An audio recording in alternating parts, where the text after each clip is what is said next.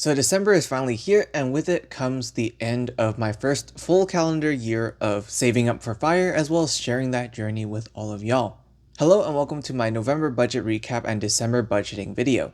In case you're new here, I'm Raymond, a software engineer on the path to financial independence and retiring early, and I've managed to save over $170,000 so far.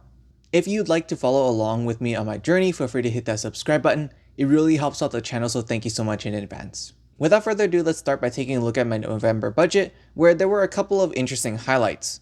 The first thing was a very big eating out budget, almost $500, which was spent across a handful of meals. The big ticket item in this case was taking my friend out to omakase sushi, which was honestly a really great experience. I'm really glad that I have the financial flexibility to do things like this that I wouldn't have otherwise been able to do before when I was still just a broke college student. There were a handful of categories that I did underspend on, such as groceries as well as transit, which mostly comes as a result of me visiting home. Moving on to my December budget, I'm going to start by taking a look at some of those big ticket items that I have in terms of spending. The first big thing is property taxes, all $5,189.67 worth of it. I am helping my dad pay his property taxes for this portion, and while a portion of this will be covered by the rent on my property, it's still not quite enough. The second thing is also for my dad, and it was just a gift of round-trip tickets back home for him, all $949.91 for my portion of those plane tickets. After that, thankfully, all the expenses are expensive, but nonetheless expected. The first thing is the annual fee on my Capital One Venture X card, which is $395, which unfortunately posts this month. The second big thing on my list is just food and general accommodation for my vacation to Chicago coming up very soon. I have spent $210 on the hotel tentatively, but I am expecting to be spending upwards of about $1,000 on this trip overall.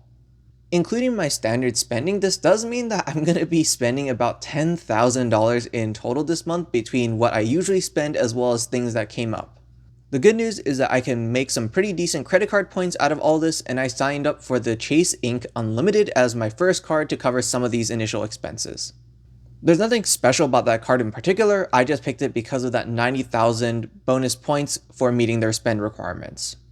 Even though some of my purchases using my credit card do incur a fee, primarily with the property taxes, because of that sign-up bonus, it makes it worth it.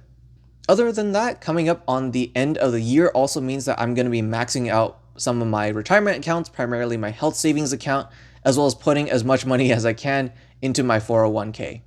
In terms of my 401k, I'm actually expecting 3 separate deposits into my 401k for this month, which means that I'm expecting $4,264.62 going into that account for this month. For the HSA, I'm going to be contributing the remaining $262.50 into my account, after which my company co-contribution of $250 will round out that account, hitting that annual limit.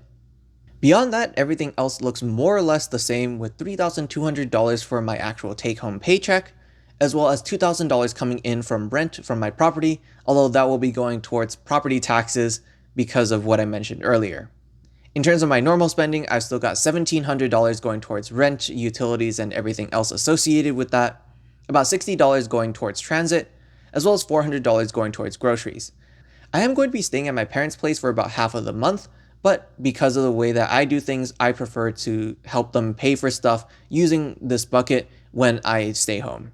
Finally, in terms of miscellaneous spending, I'm still allocating $75 for eating out, as well as $200 towards miscellaneous spending in case I decide to pick up something.